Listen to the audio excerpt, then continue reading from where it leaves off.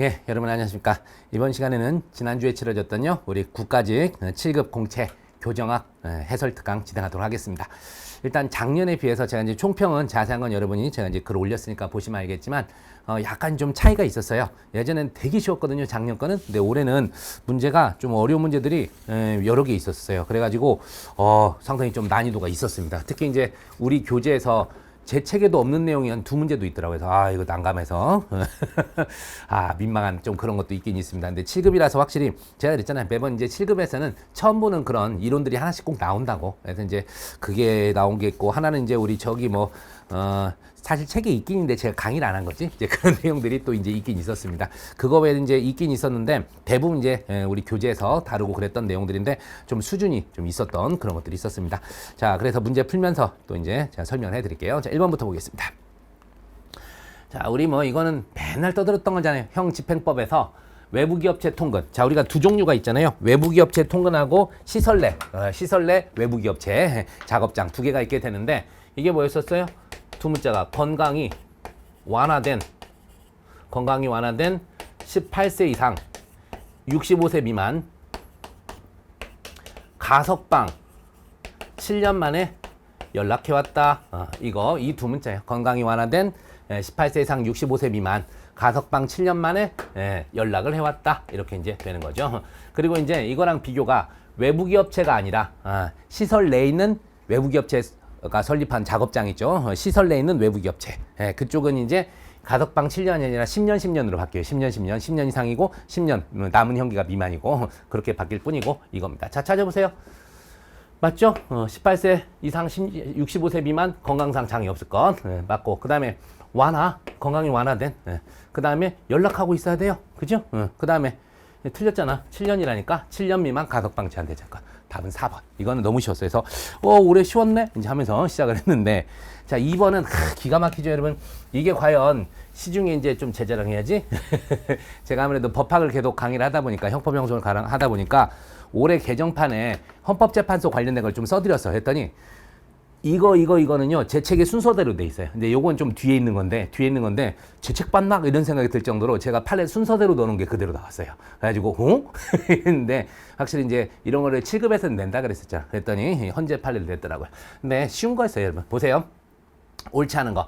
수용자가 변호사와 접견하는 경우에도 일률적으로 접촉 차단 시설이 설치된 장소에서 하도록 규정 과잉금 원칙이 위배되지 않으며 재판권을 침해. 벌써 틀렸잖아. 우리가 변호사 만나면 접촉 차단 시설 없는 데서 한다 그랬잖아요. 변호사. 그래서 미결 수용자가 만날 때도 있지만 우리가 수형자가 소송 사건의 대리인이라던가 상소권 회복 또는 재심 청구할 때도 접촉 차단 시설이 없는 곳에서 해요. 그 얘기는 뭐죠? 이것 때문에 위헌받고 바뀐 거예요.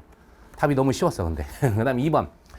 자, 수형자가 헌법 소원 사건에 국사면 금방 얘기했잖아. 어떤 소송 사건의 대리인 변호사를 접견하면서 교도관이 접견 내용을 녹음 기록한 행위는 해당 수형자의 재판을 받을 거리를 침해한다. 그렇게 되는데 그래요. 그래서 일단 변호사 만날 때는 어쨌든 여기 함부로 들어가가지고 하면 안 돼요. 그래서 이 수형자가 헌법 소원의 사건에 이제 국선대리인 변호사 접견한다. 이런 얘기가 나오는데 어쨌든 자기가 이제 유죄 판결 받은 거기에 대해서 이제 헌법 소원을 들어간 거거든. 거기에 대해서도 우리 교도관이 들어가가지고 녹음하고 기록하고 이런 것들 역시 이제 수용자의 재판을 받을 거리를 침해한다고 얘기했던 것이고, 그 다음 3번 수용자가 보내려는 모든 서신에 무봉함 상태 제출을 강제, 수용자 발손 서신 검열 가능하도록 한 상태에 놓이는 것, 당연히 통신비밀 자유를 침해한다. 그래서 원칙적으로는 봉함하고 내죠. 근데 봉함하지 않은 상태로 내는 것들, 그게 이제 예외적으로 우리가 외우는 내용들이잖아. 그런 것들.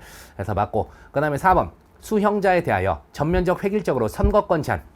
이게 이제 아마 이게 형법 관련돼서 얘기 나왔을 건데, 제가 아마 이거 집행유예나 이런 거 하면서 얘기했었을 거예요. 집행유예를 받은 사람에게도 획일적으로 선거권 제한한 거, 그건 위헌이었고요. 단기 자유형, 6개월 이하의 자유형 받은 사람에게도 선거권 제한한 거, 그건 헌법 불합치였어요. 그래서 선거권을 제한하는 건 헌법상 선거권을 침해한 것이며 보통 선거원칙에 위배, 평등원칙도 어긋난다. 이런 거죠. 특히 집행유예 받고 다니는 사람들은요, 몰라요. 자기가 집행유예 받았다는 얘기를 안 하면 우리 일반 사람은 알 수 없다니까. 일반 사회생활 똑같이 하면서 세금도 내고 다 똑같이 생활해요. 그런데 선거권이 없다고.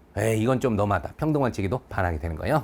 그래서 답은 1번이 됐어요. 근데 판례가 나와서 좋긴 했는데 너무 쉬운 거여가지고. 자, 그 다음 3번. 전자장치 부착법상 검사가 성폭력 범죄를 다시 범할 위험성이 있다고 인정되는 사람에 대해서 전자장치 부착 명령을 청구할 수 있는 사유로 명시되지 않은 것은. 자, 우리가 전자장치 부착법은 누구누구한테 달죠? 성폭력 범죄자.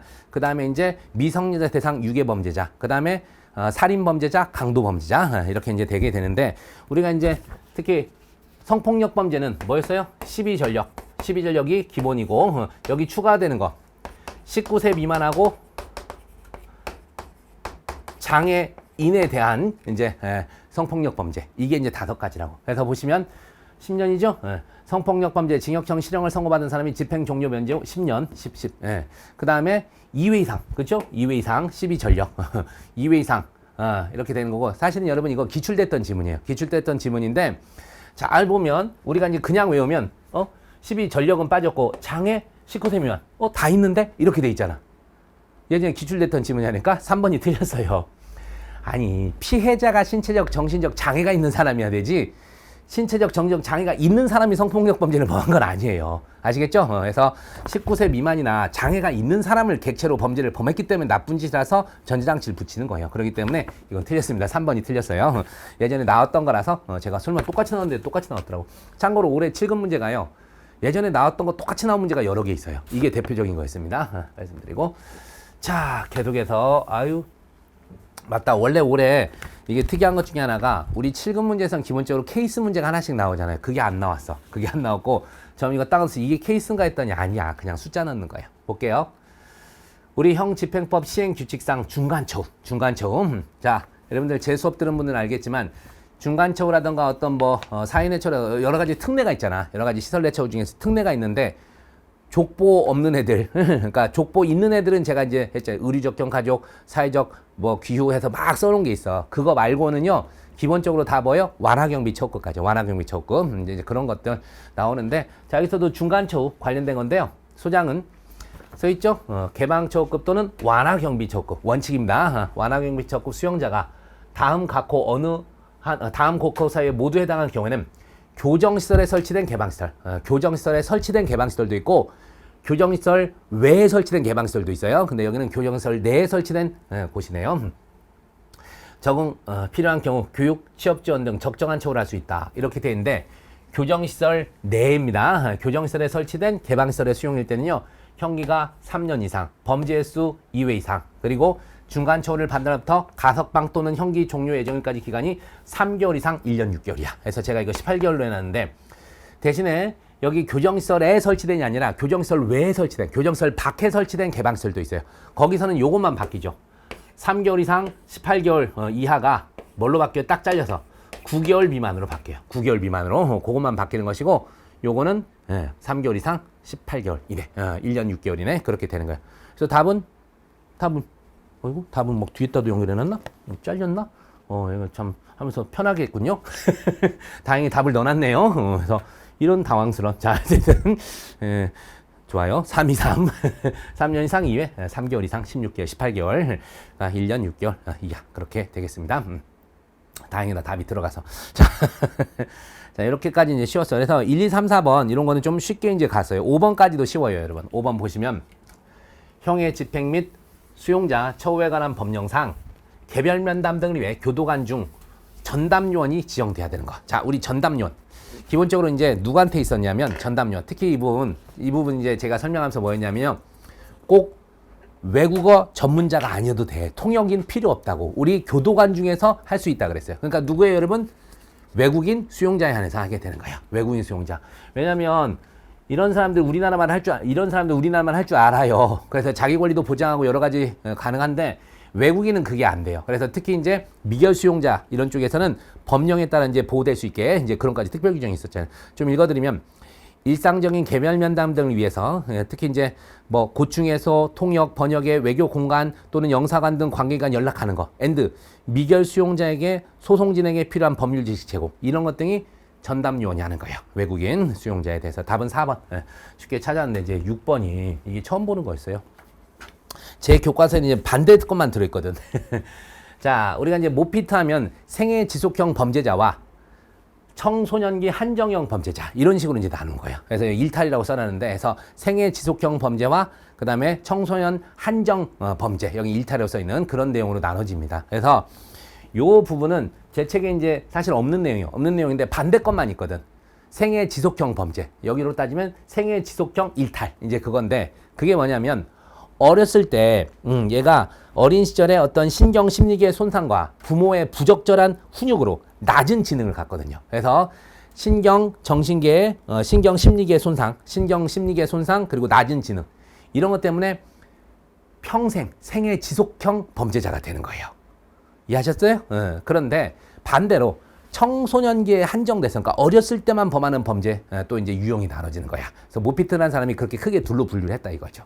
그랬는데 자 어린 시절에 죄를 범하는 그 여기 청소년 한정형 일탈은요 뭐냐면 얘가 주로 모방을 해요. 어렸을 때 막 따라하는 거 재밌잖아. 그래서 막 아저씨 하면서 막 따라하고 그런 거 되게 재밌어 하잖아요. 저도 어렸을 때 흉내 참 많이 냈습니다.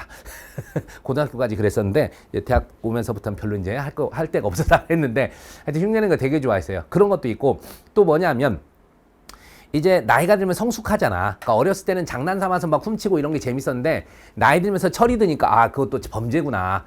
당한 사람 입장에서 참 기분이 나빴겠구나. 이런 걸 이제 느끼게 되죠. 그래서 이제 범죄를 범하지 않거든. 그거예요. 자, 그래서 거꾸로 생애 지속형을 알았다면 두 개를 제낄 수 있었다니까. 아까 얘기했잖아. 어린 시절에 신경 심리계 어떤 그 손상, 그 다음에 또 보다 부모의 부적절한 훈육 이런 것 때문에 낮은 지능 이런 것들이 생애 지속형이에요. 그래서 반대되는 거 청소년기 한정형은 성숙의 차이, 그 다음에 사회 모방 이런 것 등이 원인이 되는 거예요. 알겠죠? 그래서 이제 거꾸로 찾았으면 답을 이제 찾을 수 있었어. 기억하고 디귿이죠. 기억 디귿 답이 2번이 되는 건데 그래서 저도 딱 처음 보고 아 이거 큰일 났네. 이거 내 책에서 제 안 써놨는데 했는데 이제 뭐였어요? 반대로 풀면 되잖아. 그 두 개 신경 심리적 결함하고 낮은 인지 능력 이거 두 개 빼고 나머지 답 이런 식으로 이제 찾아갔어요. 제 수업을 들었던 분이 이렇게 찾는 수밖에 없는데 좀 어쨌든 좀 미안했어요. 그래서 내년에 책에다 넣어야겠어. 그래서 아 이거 이제 모피트나 이런 사람이 나온 적이 크게 없거든. 그래서 이제 나왔었던 거 기출도 넣어놨었는데 이제 또 추가를 하는 수밖에 없을 것 같습니다. 그래서 이 문제를 눈치껏 푸는 사람이었으면 풀었을 건데 좀 어려웠을 거예요. 이 부분이 어려웠을 것이고 그 다음에 이제 7번 문제 볼게요. 7번 문제 보면 교도작업 운영 특별회계 또 나왔는데 몇 년 전에도 이게 나왔는데 보통 한 2년 주기로 나오는 것 같아요. 자 법무부 장관은 교도작업으로 생산되는 제품의 종류와 수량을 회계연도 개시? 뭔 3개월이야. 1개월. 지금 옳은 거 찾기잖아. 1개월 전까지 알려야 되고. 그 다음에 교도작업의 시설, 개량이나 확장이 필요한 경우 예산 범위 내에서 일반 회계로부터 전입된 금액은 교도작업 특별회계 세입에서 제외가 아니라 당연히 포함시키는 거예요. 자, 개량 확장은 되는데 제가 신축은 안 된다 그랬어요. 신축 같은 건 아니에요. 신축 같은 것은 특별회계 세입에 넣어서는 안 됩니다. 그래서 이거는 일반 회계로부터 전입을 받을 수 있는 그런 사안이 되겠습니다. 그래서 우리들 이거 외에도 세입 총액이 세출 총액이 미달했다라던가 이런 것도 일반 회계로부터 전입을 받을 수 있는 사례들이에요. 그거 알아두시고. 자, 그 다음 3번에서 법무부 장관은 교도작업으로 생산된 제품을 전자상거래 등의 방법으로 민간기업 등에 직접 판매할 수 있지만 위탁 판매 상식적으로 생각해. 법무부 장관이 그러면 막 인터넷에 앉아가지고 자 막 올리고 막 그래요? 각 교도소에 온 거?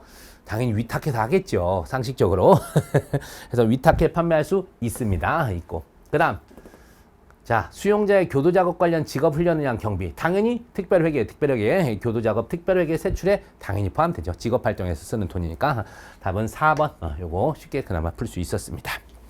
자, 그 다음 문제 한번 또 볼까요? 8번 문제인데, 간만에 우리 역사가 나왔어요. 교정의 역사.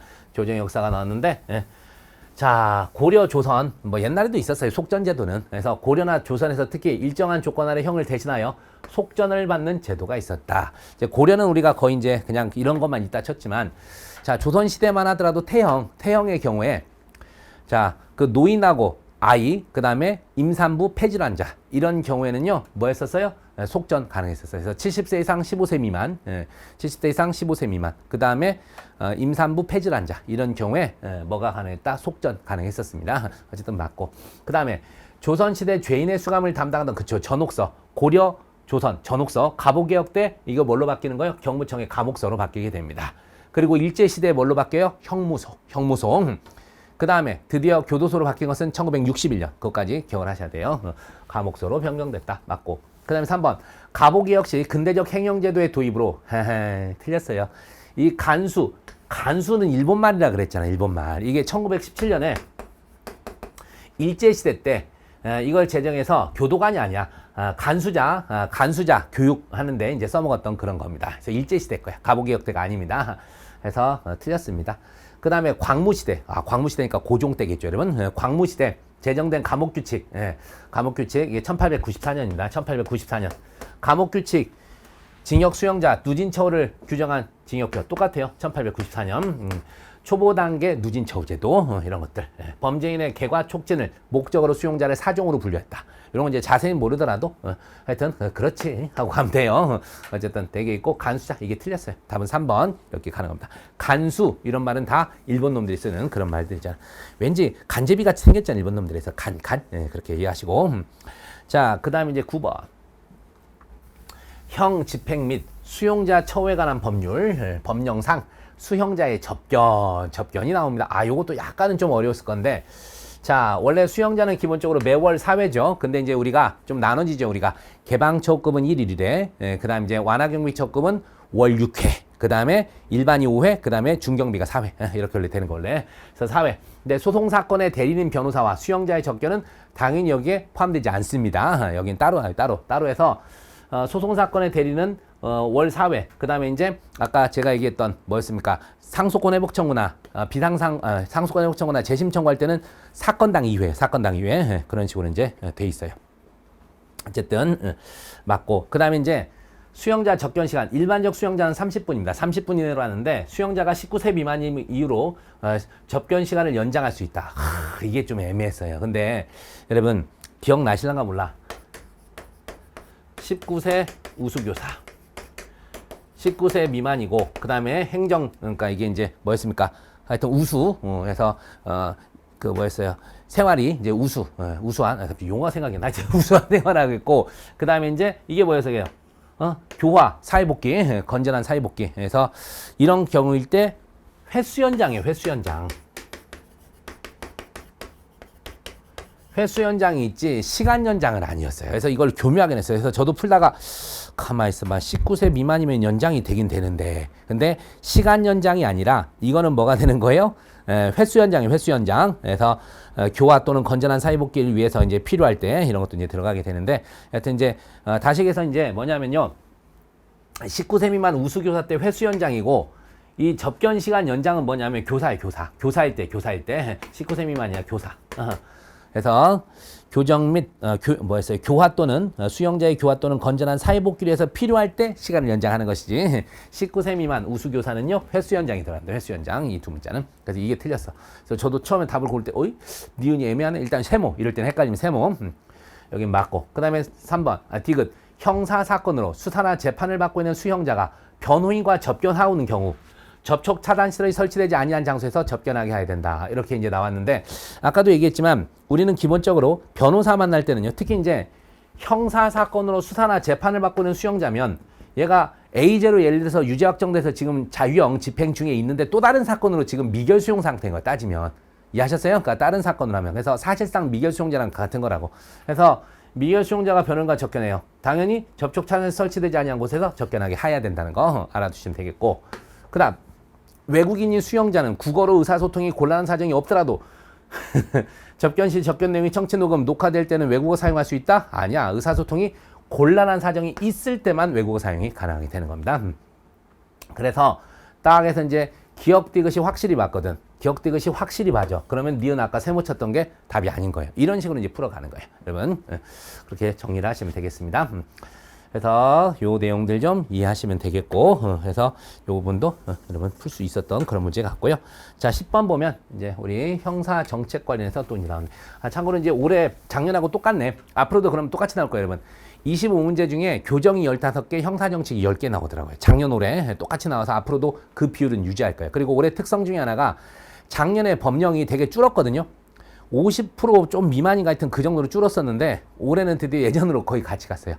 68%가 나오는데 68.6인가 하여튼 68점 몇인가 나오게 되는데 거의 70%에 육박하게 예전으로 돌아갔습니다. 예전으로 이제 돌아갔다는 거. 그래서 작년에 제가 하면서 법령이 생각보다 안 나왔다. 앞으로도 그럴 추세인지는 좀 생각해 봐야 된다. 기대해 봐야 된다 그랬는데 역시 원래대로 돌아왔어요. 그래서 법령 열심히 공부하셔야 됩니다.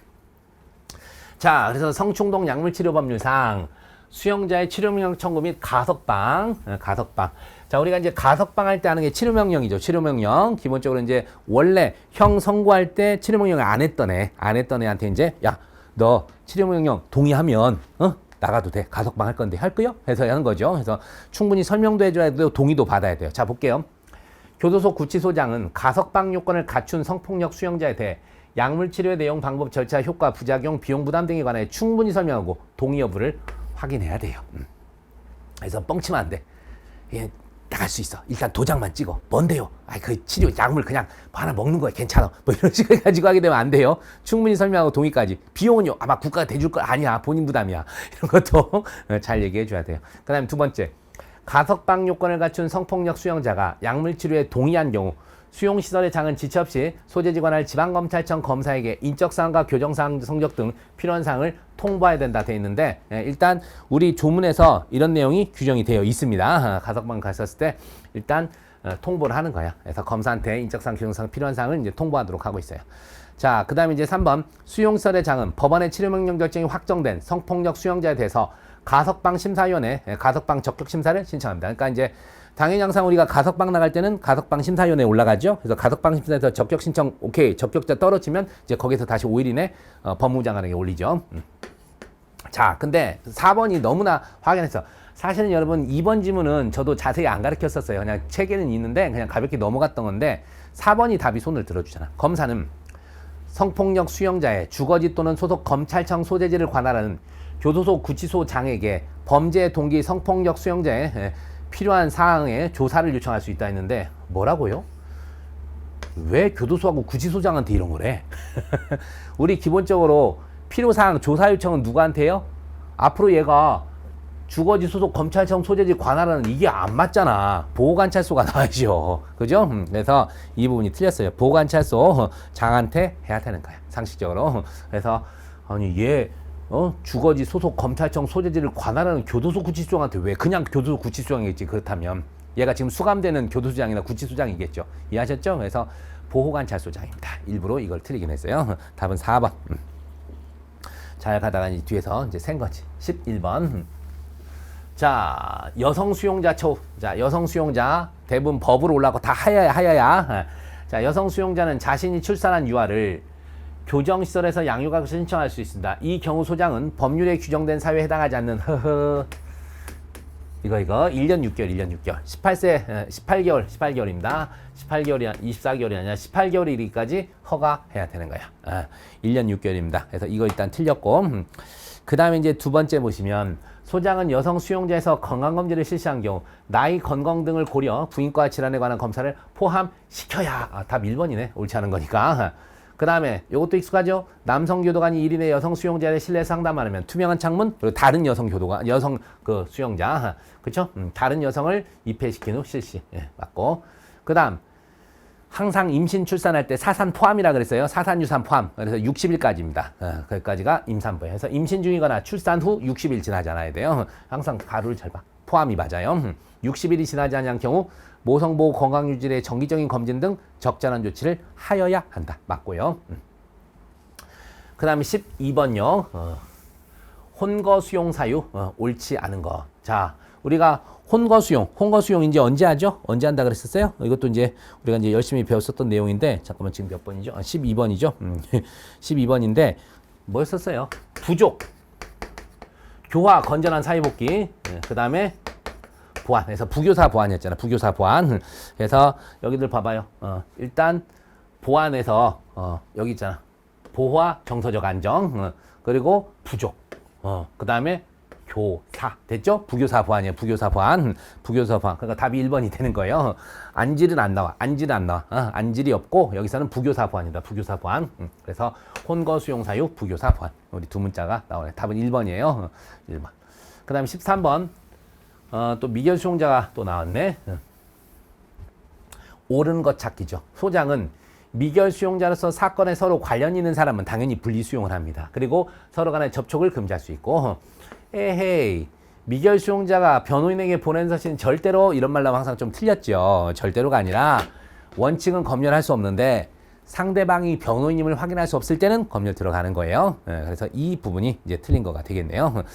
그쵸? 답이 일단 잠깐 지금 옳은 거 찾기죠? 1번도 틀렸어. 서로 접촉 금지할 수 있다가 아니라 금지해야 되니까 분리수용 접촉 금지해야 합니다. 하여야 어쩐지 답이 지금 3번으로 체크되는데 갑자기 1번을 맞다고 해놔가지고 당연히 미결 수용자 관련 사안 서로 분리수용 접촉 금지해야 된다는 거 해야 되고 그 다음에 이제 소장은 미결 수용자가 법률 정한 조사에 참석할 때 도주 우려가 크거나 특히 부적당한 사유가 있다고 인정하면 교정실에서 지급하는 의료를 입게 할 수 있습니다. 원래는 우리가 미결 수용자 같은 경우에 밖에 이제 조사받으러 가고 그럴 때 꼭 교도소에서 지급한 그런 수형복을 입을 필요는 없어요. 근데 이제 이럴 때 도주 우려가 크거나 특히 부적당한 사유가 있다고 인정되면 입게 할 수 있는 거죠. 그 다음에 4번 미결 수용자 변호인 접견에는 아시다시피 참여하거나 관찰하지 못해. 뭐라 그랬어요? 그러니까 참여하거나 녹취 청취 못하죠. 다만 보이는 거래서 관찰은 가능합니다. 그래서 틀린 지문이 되겠네요. 답은 3번이 되겠습니다. 13번에 3번. 그 다음에 오랜만에 화이트 칼라 범죄가 나왔어요. 우리 서덜랜드 형님이 얘기했던 화이트 칼라 범죄. 자, 보시면 화이트 칼라 범죄는 경제적, 사회적 제도에 대한 불신감을 조장하여 공중의 도덕심을 감소시키고 나아가 기업과 정부에 대한 신뢰를 훼손시킨다. 이렇게 됐는데 자, 화이트 칼라의 정의가 뭐죠? 화이트 칼라 범죄. 사회적으로 명망 있는 사람이 그 직위와 관련해서 또는 그 직업과 관련해서 범하는 죄. 그게 서덜랜드가 얘기했던 거였어요. 근데 그게 이제 점차 넓어졌어요. 현대적 개념에서는 어쨌든 사회적으로 꼭 명망 있는 사람이 아니더라도 전문 직업인이 자신의 직업과 관련해서 기타 범죄를 범하는 거. 그러니까 주로 이제 예를 들면 삼성의 이지용 회장님이 또는 등등 회장 아니지 사장님이지 여전히 부사장님이신가 하여튼 몰라 그분이 재용이 형이 만약에 좀 범죄를 저지르고 그러면 그런 것도 화이트 칼라 범죄가 되긴 돼요. 그래서 당연히 화이트 칼라 경제적 사회적 제도에 대한 불신감 조장, 공중의 도덕시 감소, 나아가 기업과 정부에 대한 신뢰훼손 이런 거 있었다. 그러니까 고위 관료가 또 이런 짓을 할 수도 있고 그런 거죠. 자, 그래서 화이트 칼라 범죄 폐해가 심각한 것은 청소년 비행과 기타 하류계층 범인성의 표본이나 본보기가 된다는 거예요. 그러니까 나도 성공해서 큰 돈 한 건 해야지 이런 생각을 이제 하게 되는 거죠. 이건 사실 잘 있지는 않은데 맞는 지문이고. 그 다음에 3번이 확연히 틀렸어요. 오늘날 화이트 칼라 범죄의 존재와 현실을 부정한 사람은 없으나 대체로 초기 서덜랜드의 정의보다는 그 의미를 좁게 거꾸로라니까 넓게 좁게 해석하여서 아니라 넓게 해석하여 개념과 적용 범위를 엄격히가 아니라 하여튼 넓게 적용하려는 경향이 지금 있게 되는 거죠. 답은 3번입니다. 다음 4번. 화이트 칼라 범죄는 피해 규모가 큰 반면 법률의 허점을 교묘히 이용하거나 권력과 결탁하여 조직적으로 은밀히 이루어지기 때문에 암수 범죄가 되는 경우가 많죠. 그렇습니다. 됐고요. 그래서 답은 우리 3번이 되겠습니다. 자, 그 다음에 또 어려운 거 들어왔다. 15번. 자, 이 범죄 피해자인데 이게 사실은 우리가 이제 아는 지문들도 있어요. 저기 뭡니까? 기억하고 1번하고 3번 같은 경우 당연하거든요. 옳지 않은 것 찾기인데 형법에 의하면 피해 정도뿐 아니라 가해자와 피해자의 관계 이런 것도 이제 당형의 양형 고려 사유에 해당한다. 이제 이런 말이 이제 나오게 되는데요. 자, 당연히 우리가 이제 원래들 하면 형법 51조에 오늘도 좀 전에 가르치다 왔는데 양형 참작 사유가 이거예요. 연성정한 피해 동수 결정인데 연령, 성행, 지능, 환경, 피해자와의 관계 아시겠죠? 피해자와의 관계. 그 다음에 범죄 동기, 수단, 결과, 범행 후 정황 이런 것 등이거든요. 피해자와의 관계 이해하셨죠? 이것도 당연히 들어갑니다. 그래서 피해 정도뿐 아니라 가해자 피해자 관계도 양형에 고려가 되는 것이고. 자, 2번이 좀 헷갈렸을 것 같은데 여러분들 봐봐요. 이 소촉법에서 배상 명령 나오는데 피해 배상 신청 이거 이제 할 수 있는데 소촉법에서 피해자가 피해 배상 신청을 할 수 있는데요. 이게 1심뿐 아니라 2심까지 가능해요. 그래서 항소심에서도 가능합니다. 그래서 2심 공판 절차에서 소촉법에 따른 피해 배상을 신청할 수 없다 그랬는데 할 수 있어요. 그래서 2번이 딱 틀려버린 거예요. 이제 1심, 2심을 같이 썼으면 여러분들이 좀 괜찮았을 건데 그냥 2심만 써놓으니까 마음이 흔들렸을 거야. 좀 어려웠을 것 같고. 그 다음에 이거는 아시잖아. 피해자 도발을 기준으로 원래 이제 가해자 피해자가 기본인데 이제 거꾸로 피가 피도 있어요. 피가 피, 가피 피가 피, 가피 피가 피 그런 식으로 이제 외우셔도 될 거예요. 가해자 피해자 양관계로 가는데 이제 피가 피도 있어요. 피해자였다가 이제 피해자와 가해자 관계에 있다가 결론적으로 어떻게 돼요? 이 가해자가 다시 피해자가 되는 거예요. 그래서 이제 어렸을 때 이런 거야. 반복되는. 어렸을 때 가정폭력을 당하던 피해자가 커서 또 자기가 가정폭력을 일삼아요. 근데 결국은 또 아들이 커서 자기를 때려요. 그래서 피해자, 가해자, 피해자. 아시겠죠? 피가 피. 그렇게 외우십시오. 가피가는 이상하잖아. 피가피는 괜찮아도. 그래서 어쨌든 요건 이제 아시는 거였을 거고. 그 다음에 요건 저도 안 가르쳤었는데 범죄 피해자 보호기금법에 가면 형사소송법 따라 집행된 벌금의 일부도 이게 이제 100분의 6 이상인가를 반드시 하도록 되어 있더라고요.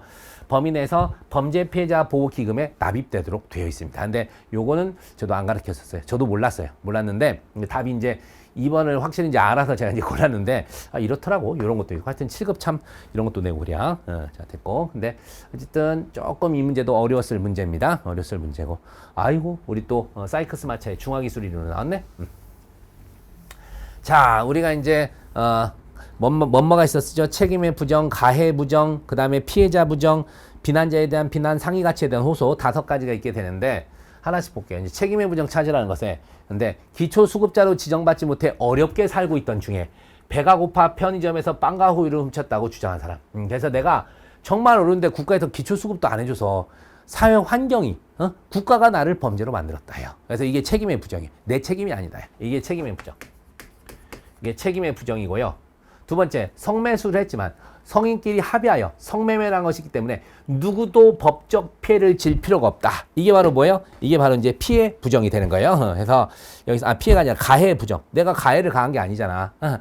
쥐들이 합의한 거라고 해서 이제 가해 부정 이게 이제 되게 됩니다. 그래서 책임의 부정이 아니라 여기는 가해 부정이요.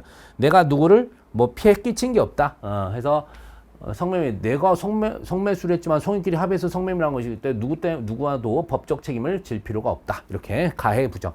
그 다음에 3번 부정한 행위로 해서 사회적 비난을 받는 사람의 차량을 파손, 사회 정의를 싫어하는 것이라고 주장. 이게 이제 뭐죠? 이놈은 비난받아 마땅하다. 나한테 당해 마땅하다. 이게 바로 이제 뭐가 되는 겁니까? 사회적 비난을 받는 사회 정의를 이제 근데 뭐였어요? 사회 정의. 제가 이제 밑에랑 헷갈렸는데 자. 부정한 행위로 해서 사회적 비난을 받는 사람의 차량을 파손하고 사회 정의를 싫어하는 것인데 만약에 여기서 그게 아니라 부정한 행위로 해서 사회적 비난을 받는 사람의 차량을 파손했죠. 그놈은 당해 마땅하다. 이랬으면 피해자 부정이었어요. 피해자 부정이었을 것인데 여기에서는 피해자 부정이 아니라 사회 정의를 위해서 한 거라고. 그래서 이게 고도의 그러니까 뭐였어요? 맨 마지막에서 나왔던 거 상위 가치에 대한 호소예요. 상위 가치에 대한 호소. 이게 이제 되게 되는 거죠. 마지막 교통범칙을 부과한 경찰관에게 단속 실적 때문에 함정 단속을 한 것이냐 아니냐고 따지는 거죠. 그래서 어이 아저씨 나 비난할 수 있어? 이게 비난자에 대한 비난이에요. 이게 비난자에 대한 비난. 비난자에 대한 비난. 당신이 나에게 돌을 던질 수 있나? 이거죠. 그래서 이렇게 문제가 나왔어요. 수준이 약간 있었어요. 그래서 솔직히 조금 어려운 내용인데 사실 이제 1번 같은 경우가 이제 좀 바로 답이 나와서 그랬던 겁니다. 그렇게 기억하시면 되겠습니다. 가해 부정. 보통 이제 여러분 이게 피해자 부정은 그놈은 당해 마땅하다. 그럴 때가 나오는 거예요. 이렇게 좀 피하시면 되겠고. 자, 됐어요. 그 다음에 17번. 17번. 자, 수용자 취업 지원 협의회. 각종 상담하고 지원하고 이런 데거든. 근데 여기 제가 특별히 막 자세히는 안 하는데 그런 거 얘기했어요. 상담하고 지원하고 뭐 이런 것들 먹고 사는 거 앞으로 그거 이제 도와주는 거라고. 그런데 상식적으로 봐봐요. 기능이 아닌 건데 사회복지 지원 업무의 자문에 대한 조언 당연히 해줄 수 있죠. 또 직업 적성 및 성격 검사 등 각종 검사 상담. 너는 앞으로 어떤 걸 하는 게 맞는지 이거 확인하게 해줄 수 있어. 근데 3번 봐봐요. 취업 및 창업활동 지원 대상 수용자의 가석방 적격 사전심의? 지금 취업 지원 협의 회의는 이미 나오네요. 나오네. 앞으로 이제 이미 나온 거네라고. 그래서 밖에 나와 있는 그런 것 갖다 이제 갱생보찬을 좀 도와주는 그런 쪽으로 생각을 하셔야 돼요. 그런데 무슨 가석방 적격 사전심이야. 이런 건 아닙니다. 그래서 취업 지원 협의회는 이런 쪽이 아니라 그래서 하여튼 각종 이제 앞으로 살아갈 거 도와주는 것이 가석방 적격 심사하고는 전혀 상관없어요. 그래서 떼똥맞은 지문이 갑자기 튀어나왔다. 그래서 답은 쉽게 찾을 수 있었습니다. 그래서 조언, 상담, 지원이거든. 그렇죠? 조언, 상담, 지원 이런 거예요. 조언, 상담, 지원 이런 것들을 해주는 건데 사전심의 이런 건 없습니다. 가석방 특히. 예. 말도 안 되는 거 있죠. 답을 그래서 좀 보면서 빵 터져서 응? 자 됐고 그 다음에 18번 문제도 가볼까요? 18번 소년법상 형사사건의 심판에 대한 설명으로 옳지 않은 것은 근데 원래 평상시에 소년법 관련해서 한 2문제 나왔는데 올해 1문제밖에 안 나왔어. 서글프게 또 쉽게 좀 나왔어요. 자 징역 또는 금고를 선고받은 소년에 대해서 특별히 설치된 교도소 또는 일반 교도소 안에 특별히 분리된 장소에서 형을 집행하는데 다만 소년이 형 집행 중에 몇 세가 되면 23세가 되면 일반 교도소에서 집행할 수 있습니다. 23세. 그 다음에 2번. 이게 형사사건의 특례죠. 죄를 범할 당시 18세 미만의 소년에 대해서는 사형 무경에 처할 경우 15년의 유경에 처한다. 그거예요. 그렇죠? 그대로 나온 거고. 그 다음에 3번. 징역 또는 금고를 선고받은 소년에 대해 무경은 5년, 15년의 유경은 3년, 그리고 부정경은 단기의 3분의 1 맞게 돼 있네. 지나면 가석방 허가가 됩니다. 자, 그 다음 4번. 소년에 대한 형사사건의 심리는 다른 피의 사건과 관련된 경우 심리에 지장이 없으면 별차를 뭔 병합이야. 분리예요, 분리. 사건마다 개별주의, 병합이 아니라. 그래서 쉽게 답 4번을 찾을 수 있었습니다. 어려운 내용 아니었고. 19번. 이게 좀 어려워서 또. 이거 또 관리 규정을 내고 그랴. 책에 있긴 있었어요. 있었는데. 자, 아이고, 밑에가 약간 희미하게 나왔네. 잘 보시면, 옳은 것만 찾기인데, 교정시설의 장은 가석방에 허가된 사람에게 가석방의 출유 및 실효 사유와 가석방자로서 지켜야 할 사항 등을 알리고 주거지에 도착할 기한, 관할경찰서 출석할 기한 등을 적은 가석방증을 당연히 발급해야 돼요. 그러니까 이런 거 자세한 거 했죠. 그 다음에 두 번째, 가석방자는 가석방증에 적힌 기한 내 당연히 관할경찰서에 출석해서 출석 확인과 동시에 종사할 직업 등 생활계획서에서 관할경찰서 장에게 서면으로 신고하도록 하고 있습니다. 이렇게 돼 있고, 자, 요거는 되게 강조했던 건데, 관할경찰서의 장은 변동사항이 없는 경우를 제외하고는 6개월마다요. 그러니까 변동사항이 있으면 이제 하는 건데 6개월마다 가석방자의 품행 등에 관하여 조사서를 작성, 관할 지방검찰청 장 및 가석방자를 수용할 따라 석방한 교정설의 장에게 통보해야 된다. 이렇게 나와 있는데, 자, 이 내용도 일단 맞아요. 이제 핵심이 이제 6개월마다 항상 6개월마다가 되는 것이고, 자, 그 다음에 니은에서 이게 틀렸구나. 잠깐, 여기 써 있네. 그렇지. 이게 안 보여가지고. 그래서, 아닌데 뭐가 틀렸는데 해서 다시 봤어요, 제가. 자, 이게 이렇게 돼 있어요. 조문에 보면 1항, 2항으로 나눠져 있어. 이 부분이, 가석방 관련해가지고, 가석방 관리 규정에서 가석방자는 가석방증에 적힌 기한 내 관할경찰서 출석해서 출석 확인과 동시에가 아니라 출석 확인을 받아야 된다. 그리고 앞으로 종사할 직업 등 생활계획을 세워 이를 관할경찰서 장에게 서면으로 신고해야 된다. 이렇게 따로 적혀 있다고. 근데 이거를 저도 처음에 이걸 맞다고 그냥 했어. 좀 전처럼 이렇게 맞다고 갔는데 답이 기억, 니은, 디귿이야 되는데 없어. 답이 기억, 니은, 디귿이야 되는데 없어요. 아이고.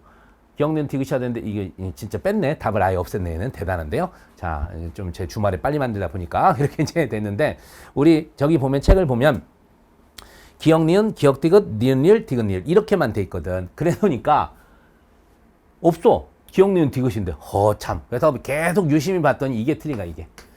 책에서 동시에란 말이 없어요. 그냥 1항, 2항. 규정 자체에서 1항, 2항으로 나눠져 있는 거야. 그래서 근데 이걸 또 동시에 할 것 같기도 하잖아. 참 이거 좀 교묘하게 문제를 내갖고.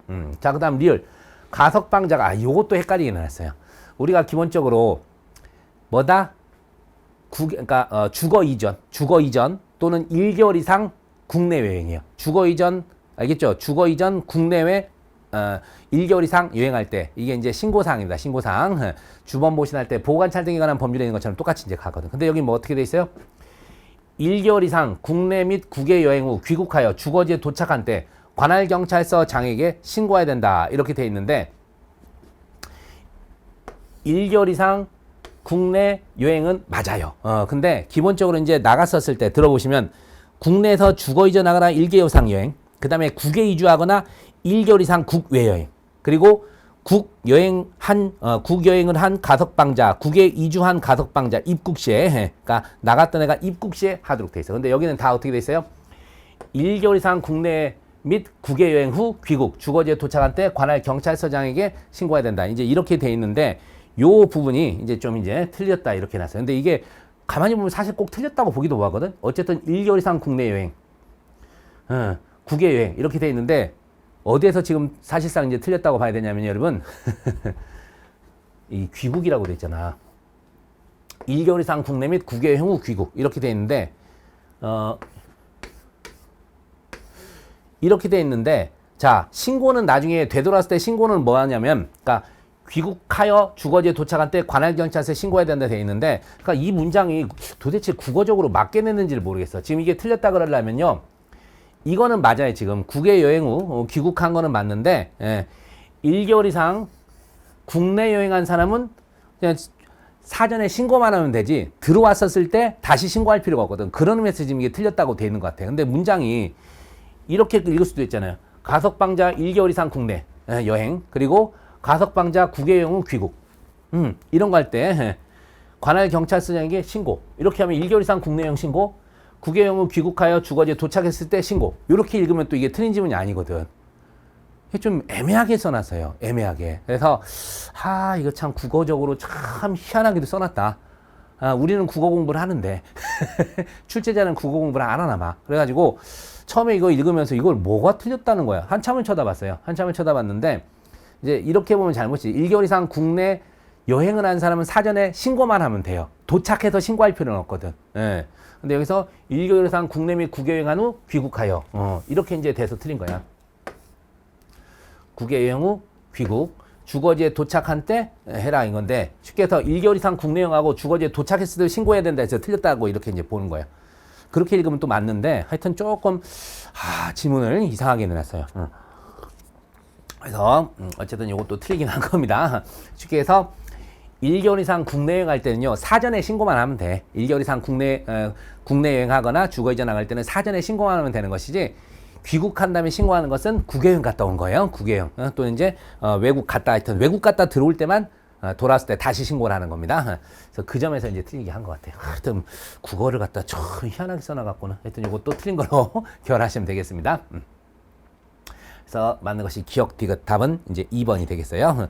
자, 그 다음 20번 민영교수법. 그나마 여기 좀 쉽게 나왔어요. 그래서 여기서 이제 옳은 것 찾기인데 아니야. 이거 그때도 얘기했잖아. 왠지 민영교도 쓰면 교도 작업을 통해서 생긴 수입은 민영교수도 수입을 할 것 같은데 아니야. 국고 수입이에요. 국고 수입. 그 다음 2번.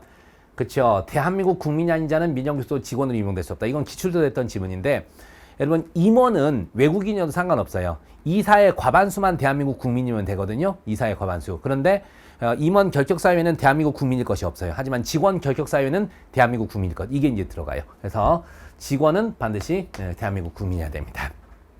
그 다음 3번. 또 검찰총장이 나와. 법무부 장관이죠. 우리 법에서 검찰총장이 나오는 건 없습니다. 여러분. 다 법무부 장관. 지방교정청장, 교정시설장. 그렇게 가요. 그래서 법무부 장관이 당연히 민영교수 업무 및 그와 관련된 교정법인 업무를 지도 감독하고 필요한 경우 지시나 명령 내릴 수 있는데 일단 의견을 최대 고려. 요거. 그 다음에 4번.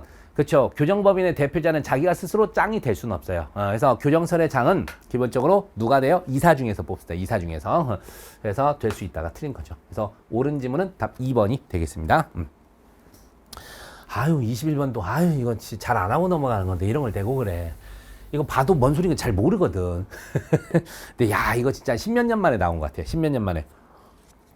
그래서 딱 보고 저도 그나마 답은 수월하게 약간은 찾을 수 있었는데 잘 봐봐요. 근데 또 여러분 영어를 안 봤으면 못 찾겠다. 행동수정요법 중에서 정적 강화와 부적 강화가 있어. 부적 강화. 영어로 쓰면 이게 네거티브예요. 네거티브. 있고. 네거티브 리인포스먼트 이렇게 되는데 자 이게 이게 부정할 때 그 부정이에요. 그래서 부적 강화. 이건 좋은 거 파지티브. 그래서 부정한 사람 할 때 그 부정. 정부 이거 얘기할 때 얘기하는 거거든. 그래서 봐보면 자 지금 부적 강화를 설명한 거예요. 밑에 보면 대상자가 어떤 바람직한 행동을 했을 때 그 대상자가 싫어하는 대상물을 제거해 주는 거거든. 싫어하는 걸 제거해 주는 거. 이게 바로 뭐예요? 부적 강화예요. 부적 강화. 그래서 좋아하는 거 더 잘한다는 거. 야, 너 글씨 참 잘 쓴다. 오 하면서 상 주고 막 그러면 더 좋아지죠. 그게 정적 강화예요. 이건 이제 거꾸로 써서 이제 틀리게 한 거예요. 행동신법, 그 요법 중에서. 그래서 이걸 틀리게 했는데 참 어려웠어요. 이걸 어떻게 알아. 솔직히 영어를 봤으면 바로 찾는데. 그리고 어쨌든 그냥 행동수정법 설명은 있지 정적 강화라던가 부적 강화라던가 이런 거는 저도 설명한 적은 없습니다. 이 부분에. 그래서 이제 영어 보고서 그나마 찾을 수 있는 그런 거였는데 조금 어려웠어요. 틀리다고 내 문제 같아. 솔직히 이거는. 그래서 현실요법. 자, 상담자와 유대관계를 바탕으로 내담자가 상담하러 온 사람이 사회현실의 범위 내에서 자신의 욕구를 실현하도록 하는 것. 그게 현실요법, 현실적으로. 그래서 사회현실의 범위 내에서 자신의 욕구를 실현하도록 이제 하는 거죠. 좀 억눌리는 그런 사람들한테 이제 이거를 많이 해주게 되는 것이고. 계속해서 보시면 교류분석요법, 교류분석. 이게 뭐냐면 사람들 만나가면서 이제 뭐다? 자신의 과거와도 만나게 해주는 거예요. 그래서 자신의 과거 기억 중에서 안 좋은 것을 제거시켜 주는 거예요. 자, 보면 타인과의 교류 상태에서 자신의 상호작용에 대한 중요한 피드백을 교환하고 함으로써 적절한 행동 변화를 이끌어내는 방법이다. 이 말인데, 그러니까 남들 만나가면서 누구도 만나가 자신의 상호작용에 대한 중요한 피드백 교환. 이게 뭔 소리냐? 자신의 상호작용. 과거. 자신의 과거와 현재 자꾸 교류시켜요. 그래가지고 나는 현재에서 그나마 여기까지 왔는데 과거에 안 좋았던 기억이 계속 나를 엄습해서 괴롭히는 거 이런 걸 없애주는 거예요. 이게 이제 교류 분석 방법인데 어쨌든 그래서 제소자에게 과거의 경험을 회상, 반성, 스스로 부정적인 장면을 삭제해서 새로운 삶을 살도록 도와주는 것이 교류 분석입니다. 교류 분석. 그래서 타인과의 교류 상태에서 자기 자신의 과거를 만나게 하는 거예요. 그래서 안 좋은 기억들을 삭제해주는 그런 겁니다. 이런 내용이고. 그 다음 이제 사회적 요법, 심리적 또는 행동 수정 요법의 약점을 그래요. 사회적 요법이 나온 것은 요거라던가 이런 심리적 요법 이런 것 등을 보완하기 위해서 나온 거야. 보완하기 위해서 재소자들을 위해서 건전한 사회적 지원 유형을 개발하는 방법이다. 이게 사회적 요법입니다. 그래서 이제 핵심이 이거예요. 건전한 사회적 지원 유형을 개발 이런 것 등인데 참 이거는 사실 좀 틀리느라고 낸 문제 같아요. 여기는 상당히 좀 난해했습니다. 저 같은 경우도 강의하고 있지만 대충 이걸 정확하게 저도 정확히는 개념을 딱 와닿지는 않거든요. 그냥 가르치면서 저도 공부하면서 이게 이런 게구나 했는데 오히려 이거 보면서 이제 알겠더라고. 이게 이런 얘기구나 했는데 어쨌든 영어를 딱 보면서 포지티브, 네거티브 이걸 통해서 이제 좀 이제 알 수 있었던 거죠. 우리가 아시다시피 포지티브는 플러스잖아. 플러스 긍정적 요소고 네거티브는 마이너스잖아. 이런 것들. 자, 그래서 이건 좀 어려웠던 문제입니다. 솔직히. 자, 됐고 그 다음에 이제 22번 가봅시다. 하여튼 답은 1번이에요. 1번이 틀렸고 22번 참 얘도 참 우리 규칙에 서 있는 걸 갖다 내고 그래. 우리가 수갑 사용, 수갑 포승 이런 것 등은 모든 곳에 다 사용할 수 있죠. 수갑 포승 이런 것은 전부 다 된다고. 그런데 여기서 세상에 양손 수갑인지 한손 수갑인지 양손 수갑을 뒤로인지 앞으로인지를 물어보면 참 답답하죠. 근데 기본적으로 상식적으로 생각해서 봐봐요. 이송 출정 그 밖에 교정살 밖의 장소로 수용자를 호송할 때 우리 TV 같은 거 봤잖아. 이렇게 다녀요. 한 손 수갑에서 딴 애들이랑 묶어서 다녀요. 당연히 이렇게 다니잖아. 포승 수갑 이렇게 해서 앞으로. 이해하시죠? 그게 일반적이에요. 틀렸어요. 답 1번. 이건 상식으로 푸는 거야. 솔직히. 이제 규칙에 가면요. 어떻게 되냐면요. 이송 출정 그 밖에 수용자를 호송할 때는 양손 수갑을 채웁니다. 원칙적으로. 양손 수갑을 채웁니다. 그리고 이제 앞으로 주로 채우죠. 뒤로는 이제 특이할 때 채우는 거야. 보면 도주, 자살, 자해, 다른 사람에 대한 위해 우려가 큰 때 역시 여기서도 양손 수갑인데 앞으로 하는 게 맞는데 사용 목적을 달성할 수 없다고 인정되면 뒤로 채우도록 돼 있어요. 나머지도 다 그래요. 나머지도. 그래서 포승 수갑은 항상 다 착용이 가능하다. 원래 거기까지만 주로 시험에 나왔었는데 이건 또 좀 오버해서 나왔어. 당황스럽게. 그래서 기본적으로 양손 수갑인데 앞이냐 뒤냐를 지금 이제 구분하라는 건데요. 전부 다 마찬가지입니다. 그래서 어쨌든 뭐였습니까? 이렇게 되고 4호. 그치. 오케이. 어쨌든 계속해서 이제 3호도 보면 이게 세 번째 나오는데 위력으로 교도 간의 정당한 직무 집행을 방해할 때도 양손 수갑을 앞으로 채워요. 앞으로 채우고. 그 다음에 이런 것들인데 여기다 하나 더 넣으면 이제 교정 시설에 설비 기구 등을 손괴 그 밖에 안전지수 해칠 우려가 있을 때 이럴 때도 이제 양손 수갑 앞으로 채웁니다. 근데 다 뭐냐면 그걸로 사용 목적을 달성할 수 없으면 이제 뒤로 채우는 거예요. 양손 수갑을 이제 그렇게 돼 있어요. 규칙에 가면. 근데 이거는 제가 뭐였어요? 특별히 이제 설명은 안 했었거든. 설명 안 했는데 이런 걸 대고 그래. 이제 법령 공부하면서 규칙을 보면 이게 써 있긴 했었는데 잘 안 보거든. 잘 안 보는데 근데 이건 상식으로 풀어야지. 한손 수갑하면서 이송 호송 하는데 뭐 한손 수갑 이렇게 가는 거 없어요. 다 이렇게 가지. 그렇게 이제 풀 수 있었던 겁니다. 그리고 4번은 좀 강조했던 거야. 기출도 됐고 일회용 수갑 이게 뭐였냐면 우리 멀티탭 같은 거 묶는 그런 이제 이런 뭐였죠? 딱 쫙에는 이런 거거든. 그래서 쫙 그래서 일회용 이런 거 멀티탭처럼 이렇게 채우는 거라서 그러니까 멀티탭이 아니라 그걸 뭐라 그러죠? 하여튼 여기 탭 있잖아요. 이렇게 얇아가지고 이렇게 쭉 하는 거 이제 그건데 일시적 사용해야 되고 피가 안 통한다니까 사용 목적을 달성하는 즉시 사용을 중단하거나 다른 보호 장비로 교체해라. 그렇게 돼 있었습니다. 저건 이제 기출 지문이었는데 1번 지문 처음 나오는 거였어요. 그래서 딱 보고 이제 답은 저는 바로 이제 알죠. 그래서 근데 이제 다만 이걸 강조를 안 했었는데 수업 시간에 열심히 안 가르쳤는데 어떡하지? 근데 이제 상식으로 풀기를 좀 바랬던 그런 문제일 수밖에 없습니다. 하여튼 우리 허를 좀 찔렀어요. 작년에 우리 교도관 직무 규칙을 대해갖고 좀 괴롭히더니. 자, 23번. 자, 사회봉사명령. 옳지 않은 것 찾기네요. 1번. 사회봉사명령 대상자가 그 집행 중 금고 이상의 형을 집행받게 된 때 해당 형의 집행이 종료 면제되거나 가석방된 경우 자녀 사회봉사명령을 집행하지 않는다? 설마. 이게 맨날 비교되는 게 뭐냐면 저기 어디 갔습니까? 그치, 그 보호관찰 같은 경우에는 계속 집행이에요. 보호관찰 집행 중에 기본적으로 보다 자유형 등을 살려고 수용돼서 들어가면 구속됐거나 뭐 자유형 집행하러 들어가면요 계속 집행해요. 특이하게 됐다 그러죠. 근데 사회봉사나 수강명령 계속 집행이 아니라 중지고 얘가 다시 나오면 잔여 기간을 복역하게 되는 거예요. 잔여 기간을 이제 집행하게 되는 거예요. 그래서 바로 여기서 이제 틀려버렸어요. 1번에서 틀렸습니다. 그래서 이건 뭐 쉽게 답을 바로 찾을 수 있었고, 그 다음에 당연히 전부나 일부를 국공립기관 그 밖의 단체에 위탁할 수 있고, 그 다음에 이건 기본이죠. 사회봉사 형법에서 집행유예 시는 500시간 범위 내에서 사회봉사 이제 할 수 있고, 그 다음에 집행유예 기간이 지나버리면 안 돼요. 집행할 수가 없습니다. 종료된다는 거 기억하십시오. 답은 좀 쉽게 찾을 수 있었습니다. 집행이 계속돼서 집행하잖아 이런 말도 안 되거나 안 되고. 그 다음에 이제 24번도 뭐 치료감호법인데 어렵지 않았어요. 자, 항상 우리가 가족료 치료위탁 되면 제가 항상 뭐가 붙는다? 보호관찰이 붙는다 그랬었어요. 가족료 치료위탁 써있잖아. 가족료 되면 보호관찰. 그 다음에 치료감호시설 외에서 위탁, 치료위탁, 보호관찰. 맞죠? 그리고 보호관찰 기간 3년. 좀 길다 그랬어. 자, 그 다음 4번. 피보호관찰자가 새로운 범죄로 금고 이상의 형의 집행을 받게 되었을지라도, 그게 좀 전에 얘기했는데 계속 집행. 보호관찰은 종료되지 않냐고 해당 형의 집행기간 동안 보호관찰 기간은 정지가 아니라 계속 집행이라니까요. 아시겠죠? 이게 이제 앞에 거랑 비교야. 여기는 그냥 정지돼요. 정지돼서 잔여기간 이제 나중에 나온 다음에 다시 집행을 해야 되는데, 보호관찰은 희한하게 계속 집행이라니까. 특이하다고 제가 수업 시간에 여러 차례 얘기했어요. 답이 나와버렸어요. 이게. 자, 됐고. 마지막 25번. 야, 이 브레이스웨이트에 이 해체적 수치심도 이거 재책이 없는데 이것도 없는데, 우리가 이제 기본적으로 이제 브레이스웨이트의 재통합수 출신인데 재통합 수치하고 낙인적 수치를 많이 배웠어요. 역대 그것까지는 나왔었거든. 근데 해체적 수치심 또 이제 이런 게 나왔어요. 자, 이제 브레이스웨이트 이 수치심 부여 이론은 뭐냐면 얘한테 수치를 쉐임이야, 쉐이밍.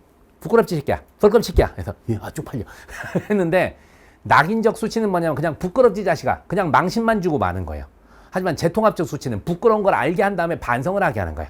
부끄러운 걸 알았어? 가만 마. 근데 이렇게 살면 안 되겠잖아 하면서 네가 그렇게 했었을 때 그 피해자는 또 어떻게 했니? 하면서 이제 뒤에 가서 뭐가 있는 거예요? 케어가 들어가는 것이 재통합적 수치고, 낙인 수치는 그냥 찍고 마는 거야. 이 나쁜 놈. 쪽팔리지 그걸 끝이나.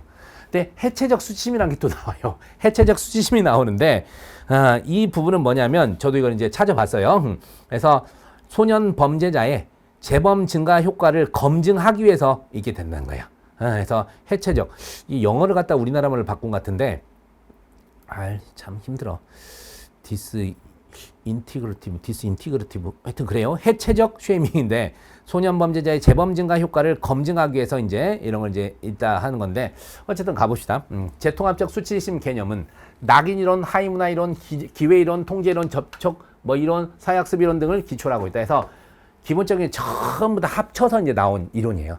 합쳐서 이제 나온 이론이라서 아까 낙인적 수치, 또 이게 뭐다? 어떤 하이문화, 기회, 통제 이런 것들 다 일단 짬뽕된 견해다. 그렇게 일단 알아두시고, 두 번째 보면 해체적 수치심을 이용한다면 범죄자의 재범 확률을 낮출 수 있으며 궁극적으로는 사회 범죄율을 감소시키는 뭐 효과를 기대할 수 있다 했는데, 좀 전에도 얘기했지만 이 해체적 수치심은요 소년 범죄자의 잔데 소년 범죄자의 재범 증가 그 효과를 검증하기 위한 것이지 어떤 모든 범죄자가 되는 건 아니다. 그래서 이게 틀렸다는 거야.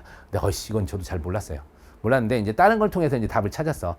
3번 재통합적 수치심의 궁극적 목표는 쓰여있죠. 범죄자가 자신의 잘못을 진심으로 뉘우치고 사회로 복귀할 수 있도록 그들의 수치심을 느끼게 할 방법을 찾아내는 거야. 그 다음 4번 브레이스웨이트는 형사사법기관의 공적 기획을 지향하며 이러면 낙인적 수치만 세지거든. 예, 가족, 사회 지도자, 피해자, 피해자 가족 등 지역사회 공동체 강화를 중시하는 회복적 사법에 영향을 주었다. 그렇죠. 아무래도 이제 재통합 수치, 그게 이제 재통합이라는 게 뭐예요? 혼낼 거 혼내되, 예, 얘가 이제 좀 따뜻하게 안아주는 거야. 케어를 해주는 거야. 지역사회 자체에 여러 가지 자원을 동원해서. 이제 그런 뜻이에요. 그래서 이제 1, 3, 4를 알기 때문에 2를 제가 잘 모르는 거라서 저도 답으로 이제 골라서 이렇게 맞추긴 했는데, 이번에 제 교과서에 이제 넣어야 될 게 한 몇 개 생겼어요. 아까 이제 그 모피트에서 청소년 한정, 일탈하고, 그 다음에 여기 해체적 수심, 요런 2개 정도가 이제 추가가 돼야 되지 않나, 이런 생각이 좀 들어요. 자, 이게 7급이다 보니까 조금 이제 벗어난 건데, 제가 매년 그랬잖아. 7급에서는 우리가 교과서에 쉬운 교과서에 없는 내용들이 웬만하면 꼭 한 문제씩 어쩌다 이제 나온다 그랬는데 올해 이제 그게 한 2문제가 나온 것 같아요. 2문제가. 그래서 했는데 어쨌든 올해 보니까요. 쭉 봤었을 때 다시 한번 우리 체크해 보면 저기 15번, 19번, 그 다음에 21번, 그 다음에 22번, 25번에서 총 몇 개가 되는 걸까? 하나, 둘, 셋. 어디 갔어? 그쵸? 하나, 둘. 15번부터 하나, 둘, 셋. 넷, 한 5개 정도가 좀 어려운 문제였어요. 5개인데, 그래도 이제 통합 분리해서 좀 하게 되면 4개 정도는 대충 틀렸을 것이고, 하나 정도는 웬만하면 맞췄을 가능성이 높아요. 그래서 여러분들 한 합격자 점수가 작년보다는 떨어질 겁니다. 작년에는 한 2개 정도만 어려웠었어요. 2개 정도만 어려웠는데, 올해는 한 5개 정도가 어려웠네. 그래서 한 7.5점? 여차저차해서 또 이제 다른 게 스트레스를 받았겠죠. 이거 어려운데? 이런 심리적 압박이 좀 가질 수도 있었겠는데, 그래가지고 한 최소 작년보다 서너 문제는 떨어지지 않을까 싶어요. 합격자 점수가. 그래서 많이 틀렸다고 너무 스트레스 받지 마시고, 제가 어렵다고 한 것은 같이 어려운 거예요, 여러분. 야, 교과서에도 없는데 어떻게 맞춰? 저도 잘 모르는 게 나왔었는데, 예, 그런 겁니다. 자, 어쨌든 그러면 시험 보느라 고생 많으셨고요. 올해 꼭 잘 되시길 바라겠고, 행여나 이제 좀 잘 안 된 분들은 다시 공부를 해야 된다면 다시 한번 우리 이제 기본 강의 빨리 한번 듣고 다시 한번 문제 풀면서 반복을 하시길 부탁드리겠습니다. 자, 이걸로 우리 2022년도 7급 교정학 해설 강의 마치도록 하겠습니다. 수고하셨습니다.